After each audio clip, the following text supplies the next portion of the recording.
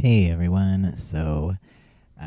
Going a little bit out of order around my house here. I decided that the master bathroom really needed a cleaning. It was just absolutely a mess. So, yeah, I am very glad I got this done. I tend to avoid this because it takes just so long to clean it. But, yeah, I think when I got this up to 3 times speed, the length of the video ended up being around like 48 minutes. So 3 times that, that's how long it took to get this bathroom, nice and clean. And yeah, that was not fun. But you know what? It's done now. And now I have a nice clean bathroom. And it had been a few weeks since I cleaned this room. So it definitely was in serious need, and I'm glad that it's over with now. But on the plus side, that means I get to talk with you guys for a little bit. I guess it's more like talking to you.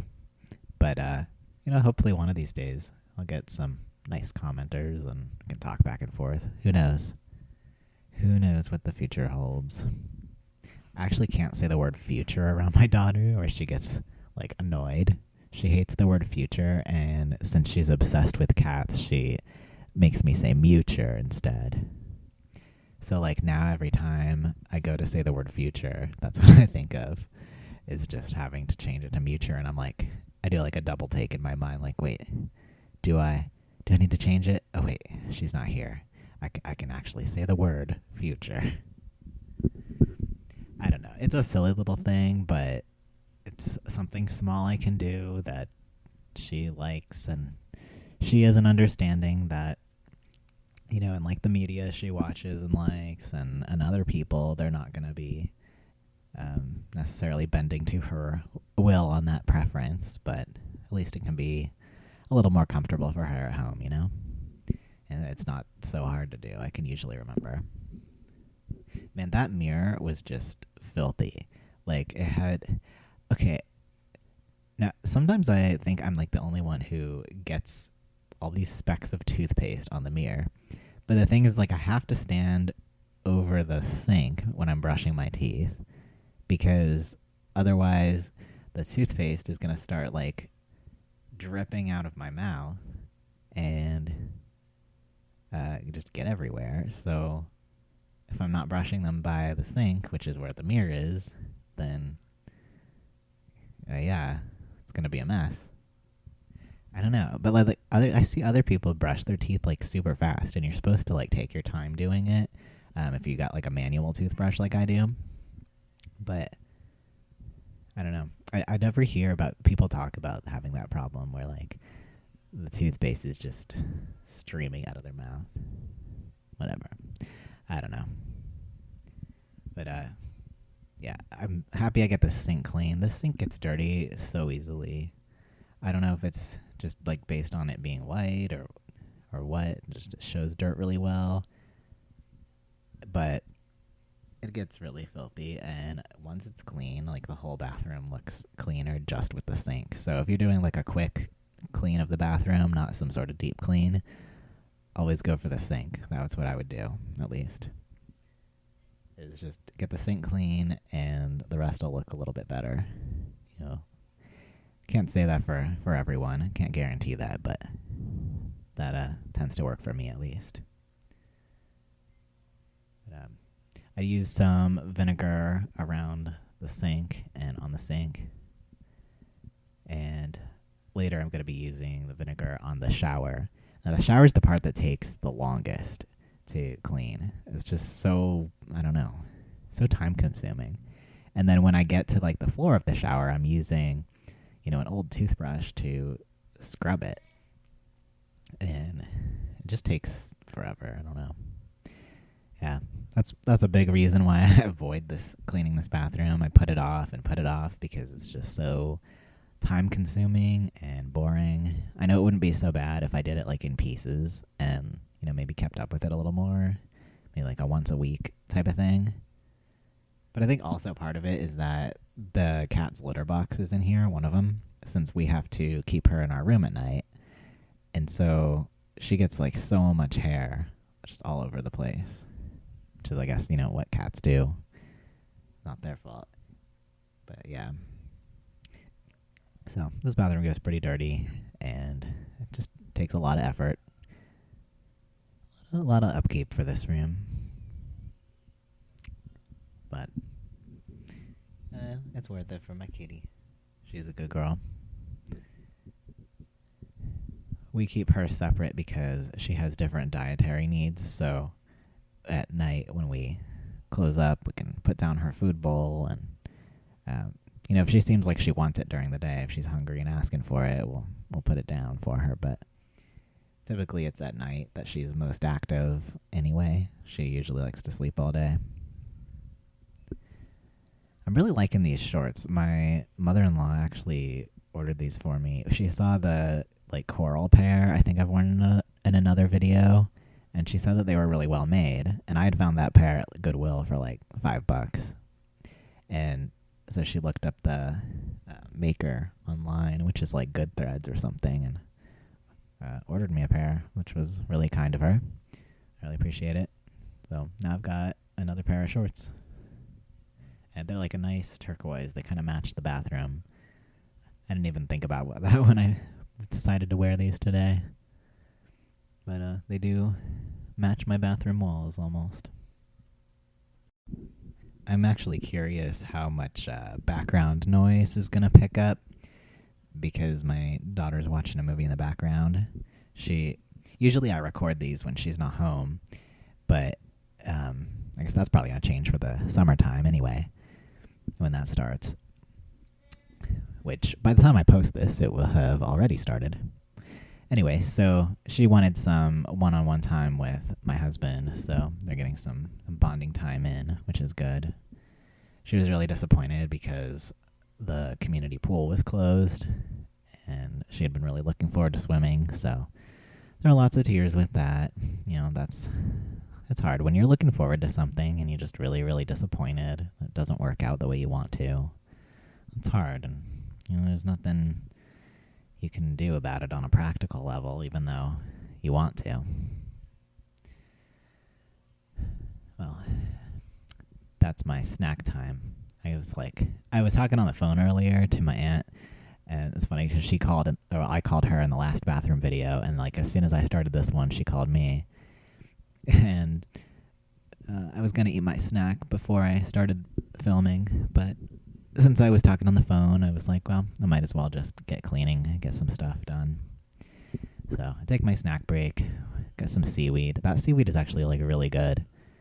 I originally found it it was the avocado oil version of that brand of seaweed, and I found it at a health store, but then I found it on Amazon for a lot cheaper. What do we got there? Oh, I'm listening to some Shell Bizzle on YouTube. She's one of my favorite YouTubers. Just about more eco-minimalism stuff, which I really love. I was trying to figure out where to put my toothbrush stuff so that wouldn't I don't know, get dirty or whatever while I'm cleaning. I didn't want to put it on top of the toilet I could put some other stuff, or I don't know. I heard someone say in a YouTube video once that they don't like to keep their toothbrushing stuff out because the stuff that can spray up from the toilet. I love that candle, by the way. I've had that for years. My friend gave it to me forever ago. And that Native brand deodorant is my skin feels so much better using that. And it's plastic free, which is awesome. The only problem is that it ends up in those little balls at the end, where it can't be held in by the container when you're trying to rub it on. So you have to physically, or at least I have to physically hold the ball of deodorant and reach up under my shirt and use it to try and use it up. And those are my bidet cloths. But anyway, like I was saying, so they were saying that they don't like to leave their toothbrush stuff out because of the spray that comes up when you flush the toilet. But I don't know, we keep the toilet closed when we flush it, so it's not really a problem for us. Plus, I like to have it out so that it can dry, when it's wet. I don't know. Just easier for us that way. So I wasn't sure, when I first switched to a bidet, what was going to be best. So I got a couple different kinds of cloths to use for it. And originally we just put one in this bathroom. And I totally fell in love with having a bidet. It's cut down so much on the amount of toilet paper I use. I don't know. I think I'm the one in the house that probably uses the most toilet paper. So when the whole toilet paper shortage stuff was going on at the beginning of the pandemic, we bought a bidet, and it has been just amazing in terms of reducing waste and, feeling cleaner. I just really, really like it. I've been really happy with that. There's where I store my toilet bowl cleaner that I was showing in the last bathroom clean. So we eventually went on, and once my husband started working night shifts, we put a bidet into the guest bathroom, which you might have seen a sneak peek of when I cleaned that last time, the last video I made. And it's been really great. I don't think I can get anyone else in the house to use it yet. Maybe when my daughter's older, she'll be willing to try it. I don't know. We'll see. Yeah. That was definitely one of the most useful and helpful economically purchases that I've made when the pandemic started, I think. It's interesting that it's so uncommon here. I was surprised those doors were filthy. Those never get scrubbed. So luckily those are clean.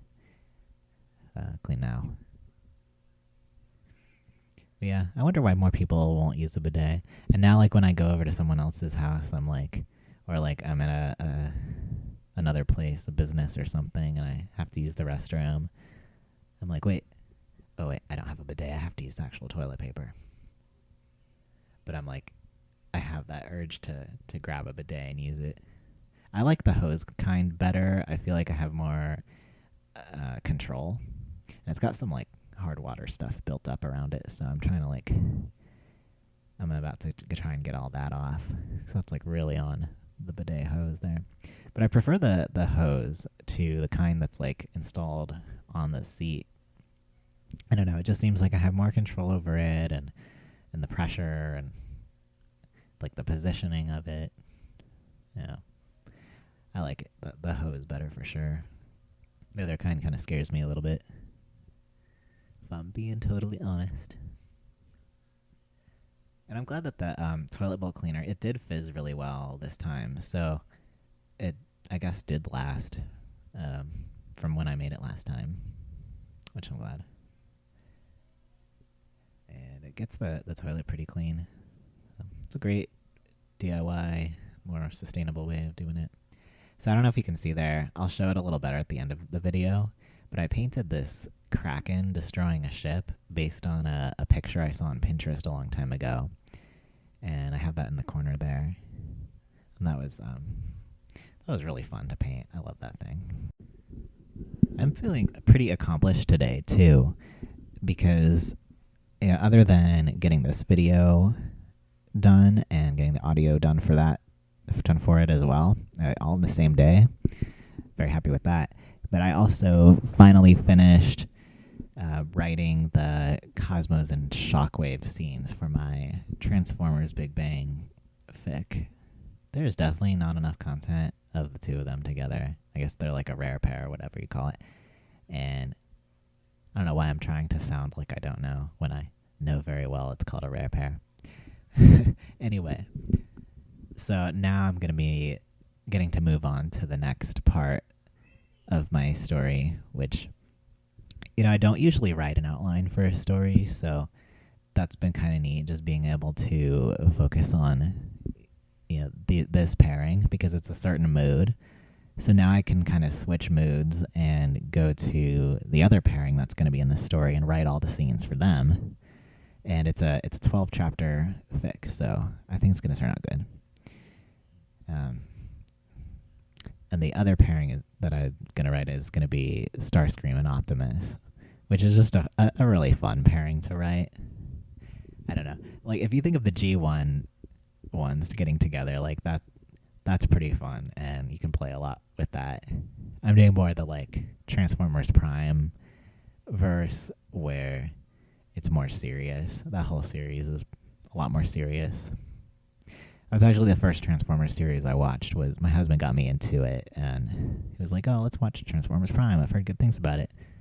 It was pretty angsty, and I'm a sucker for a good angsty with a happy ending story. I love my fanfics that I read to be like hurt, comfort. I think because I, crave that in my life, of the comforting part. Maybe that's like a trauma thing. Who knows? Probably me. I probably know. But yeah, I'm looking forward to going on to writing that. I think that's going to be a lot of fun. And plus some like silly stuff with Primus and Unicron. So I actually put on my Optimus Prime playlist here, which starts out with some VMV Nation songs. I don't know. I put a lot of like, what do you call it? Like more spiritual, woo-ish songs for Optimus. I guess because he's like the Matrix bearer and he's connected to Primus, etc., etc. So it just seemed like it fits with him well.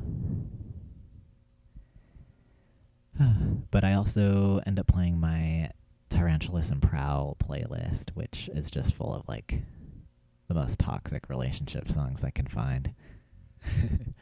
I definitely need to add more on there. I'm sure there are more out there. But they are like the most unhealthy relationship in Transformers. I don't know. Maybe something else can give it a run for its money, but that one's pretty bad. The Sins of the Wreckers comics are just great. They're definitely a work of art, a masterpiece. The whole Wreckers saga, the comics, and especially like the twist with Tarantulas at the end in the last of the 3 in the series. I don't know, like it's almost redeeming for him. Almost, I'll say. He doesn't actually redeem himself, but it's pretty neat. I can't believe that Transformers would make me. Yeah, like it can actually make me, but I can't believe that it gets me feeling sorry and sad for an evil spider. Yeah, I don't know. It's kind of fun watching this in fast motion because it took so long. I'm like, I wish I could do this in real life at 3 times the speed. And I have to like scrub with the vinegar in the grout there, make sure I'm getting out all the like, red algae type stuff that appears on the tiles. I think that's, the disadvantage of having tile in there. But there are a lot of better options. And then I've got my Teenage Mutant Ninja Turtle trash can in the bathroom. I remember seeing that and being like, that is exactly what this bathroom needs. This is perfect. But I moved that closer so I can just throw those away. And like I said in the other videos, like cleaning the nasty stuff in the shower or like, cat stuff up, that's when I do use disposable cleaning items like paper towels. And that squeegee, I am always so grateful for it. Like, sure, it's a little bit of a pain to have to squeegee after every shower, but I also am really grateful that I have that squeegee because it helps prevent mold if you just squeegee the tiles after every shower and get everything, all the water you can down the drain with it. So it deserves a nice cleaning. A little love. Thank you, Squeegee. I appreciate you. One thing I think people do wrong when they're trying to practice gratitude, and I say wrong, I'm not, judging you, but I think it almost defeats the purpose, is what I was taught by one of my professors. Is like, if you just say, when you're practicing gratitude and you say things like, I'm grateful for my family, I'm grateful for my health, I'm grateful for my home, like, those generally are not things that are specific enough to actually evoke that feeling of gratitude. It's possible you may just may not be speaking specifically, but you might be thinking specifically. But I've also found there is a really big value in going down to the really small things and identifying what you're grateful for there. So I am really grateful for this squeegee. I am really grateful for this ability to go out and eat pad thai because it's absolutely delicious. Or wow, I saw this flower today and it was just absolutely beautiful. And I stopped and stared at it for a little while. And I'm really grateful that I had that little moment today where I could just enjoy the beauty of a flower. And how wonderful that I could, see the flower and appreciate it, and that it had bloomed and I could enjoy it. So getting down to those really little things where it's very, very specific of what you experienced and little moments in your everyday life, because it's going to invoke the feeling of gratitude in your brain more than just kind of a broad concept of family or whatever. Not that you're not grateful for your family, but to invoke that. And then also it helps you appreciate the smaller things in your life and find more moments of joy than just the things you would automatically and typically think of. So if you were going to go with family, I would ask you to, if you were my client or something, I would ask you, or if you were asking my advice on how to practice gratitude, I would ask you hey, think about a really specific moment with that family member. What did you do specifically recently that invokes that feeling of gratitude? It could be something hey, we went out to dinner together and spent that time together and just had a really pleasant hour or whatever that was. And we got to talk about things and, really feel connected. And it was just so nice getting to spend that time with them, uninterrupted, just the two of us, because we don't get that a lot. Thinking about really specific moments. Does that make sense? I tried to explain this to a group when I was first starting out. I had not even finished grad school yet, so I was in my grad school internship, and I tried to explain this concept to a group, and they immediately just went to family, health, house, and I'm no, that misses the point of the exercise.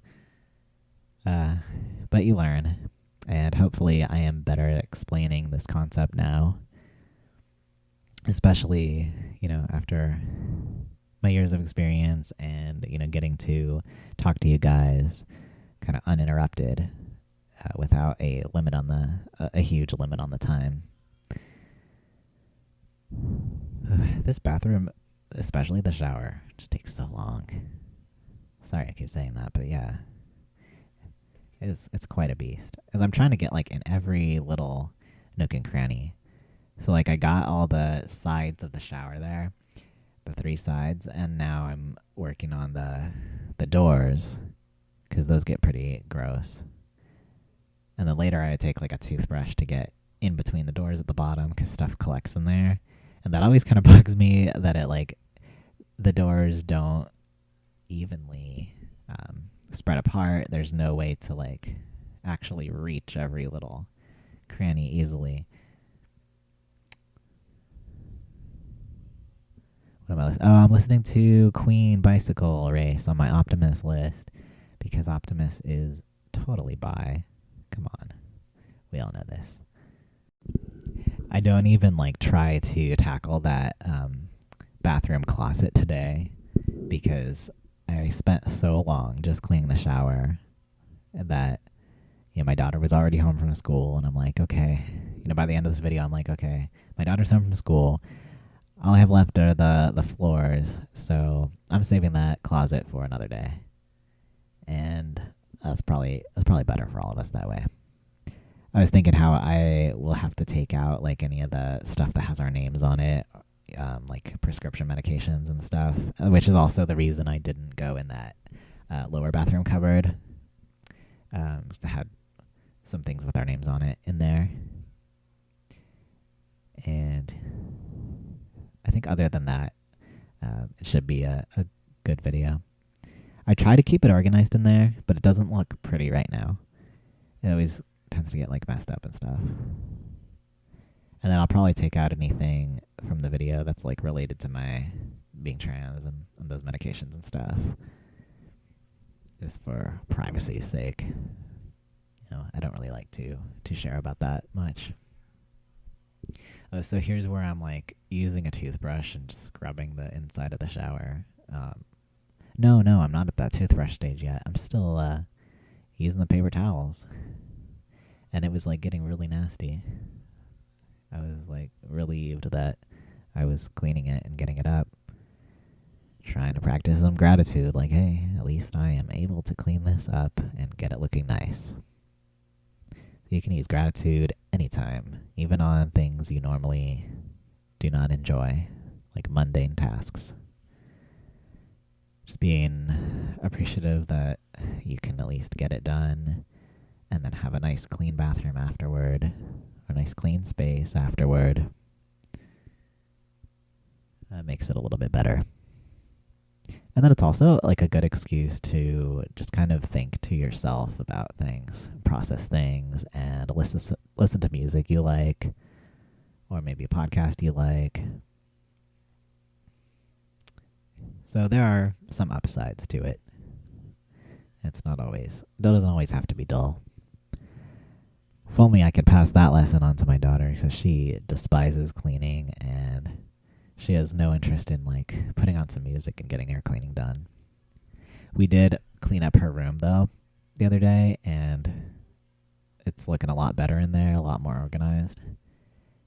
And then we also were working on some of the playroom, and she had lost her snorkel mask for the pool. So we were really happy that we finally found that. We're trying to teach her that like if you lose something, you clean enough until you can find it and like get organized. You don't just go buy a new one, which is what she wanted to do. She wanted to go buy another one. I'm like, we're not going to waste, first of all, the money, but it's not even necessarily about the money, but it's also about, it takes so much energy and so many resources to make every item that you purchase and that you're like putting in the demand in the economy for. So the less we demand of the economy, the more sustainable that is, which is precisely what I was listening to on that Shell Bizzle video that I showed you guys earlier. But I think that's a really helpful lesson to have. And it also teaches you to appreciate the things that you have rather than just going out and buying more and being okay with like total chaos in the house, Hopefully one day those lessons will, get across to her. It'll be something that she bothers to value. She does care about the earth, and it was funny. They did some project at school where they were like, what is your dream of like, how would you want to change the world? And hers was like to get all the litter out of the world. She really doesn't like litter. I remember when I was younger, I used to say, like, um, oh man, if I was a police officer, I would be focusing on all the, like, litterers and people who throw stuff outside their car windows. I'd be chasing them down. Interesting facial expressions there. I wonder what I was thinking. I was probably like, what to listen to? Maybe that's when I change it to my Terra Prowl playlist, which is always fun. I've got like Mariana's Trench on there, and they're pretty toxic, at least in the one CD I have of theirs, the Ever After. Here we go. The worst part of cleaning the shower. Scrubbing with a toothbrush. At least I have been able to like reuse that toothbrush and give it another purpose, which is for cleaning stuff. And it's luckily very obvious that that's the cleaning toothbrush, and I keep it far away from our real toothbrushes that we use every night. No mix-ups allowed on that. That would be absolutely foul.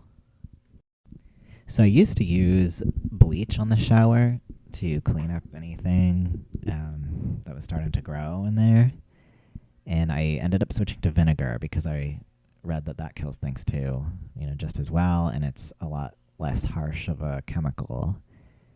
But I remember like when I lived in California, our apartment there had a mold problem, and the landlord there like never really addressed it. They just kept having someone paint over it, and then it would come back, which was a really bizarre way to supposedly fix a mold problem.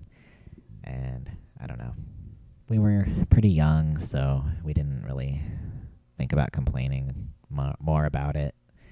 But, as I got older, I learned more about, like, the health risks. But that's when I started using bleach, was out in California. And I remember, like, when my daughter was born, we didn't have the mold problem at that time. But I was, like, so obsessed with preventing it because I wanted her to live in a nice, clean environment. Like, the first thing I did when my mother-in-law had come over, I was like, please watch her so I can go bleach the bathroom. And so there I am, like, miserable and having just given birth recently, bleaching the bathroom, breathing in all that junk. Yeah, that was not fun.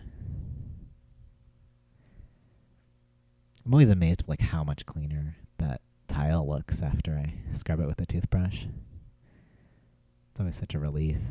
Like, I got all that dirt up. Yeah, that was a really hard time. I don't think enough people talk about how hard it is, like, precisely after giving birth. Like, I don't know. I was not prepared for it at all.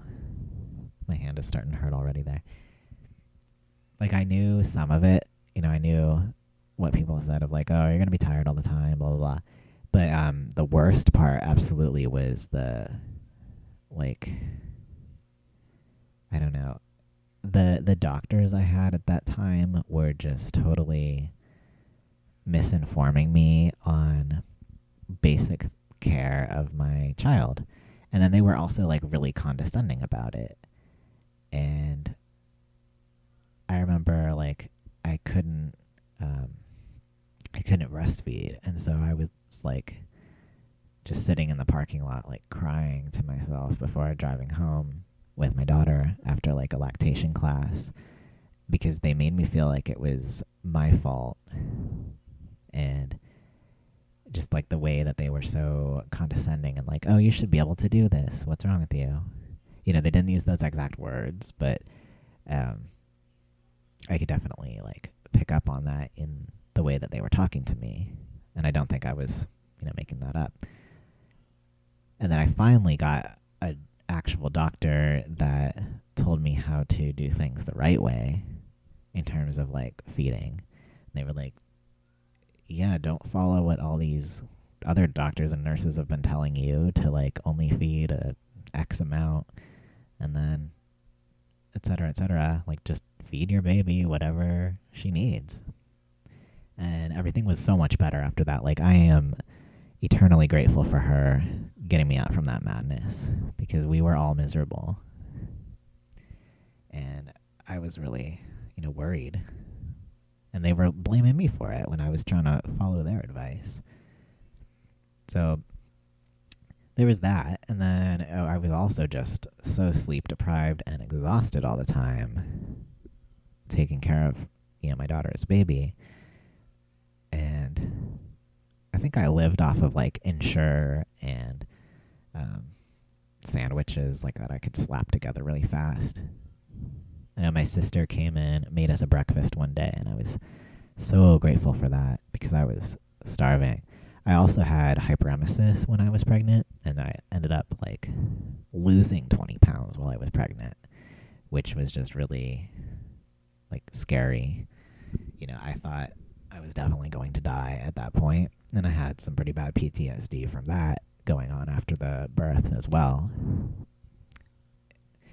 So it was definitely like a really, really hard time, and there was a lot of trauma that I had to heal from after that, which I didn't get help for until my daughter was like a year old, and I moved back to Florida and came and saw my old therapist from high school, actually.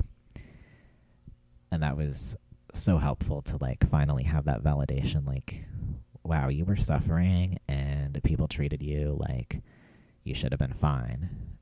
And I definitely needed that validation from like a sane person, That was definitely a hard time, and I'm very glad I never have to do that again. Funnily enough, it was my husband, I think, that was so traumatized by it that he said, we're never doing this again. Oh, and then on top of that, like, the labor was traumatizing itself, because while I was in labor for 40 hours, there was one point where like my heart rate was too high because I was in so much pain, and the epidurals didn't work, which they told me I was basically a freak of nature. Like, they came by after the birth, like 2 people, the anesthesiologist, one of them, and then also the doctor, to just say to me, hey, by the way, we've never heard of it not working. What's wrong with you? They were like such jerks. That they were awful.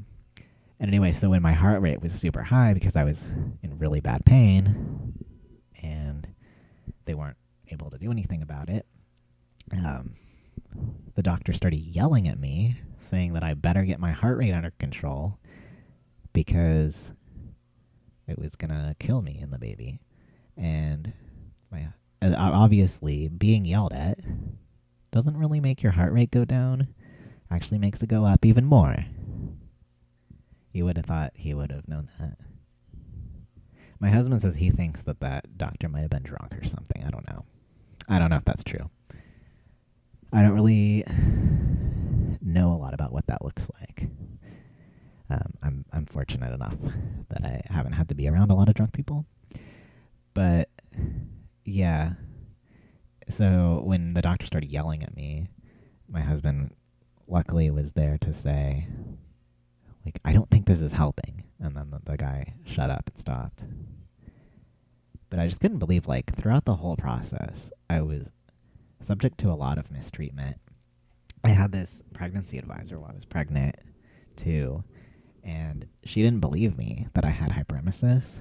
Like, even when a doctor that I had, he was okay. He seemed like he cared and was going to do something about the constant vomiting.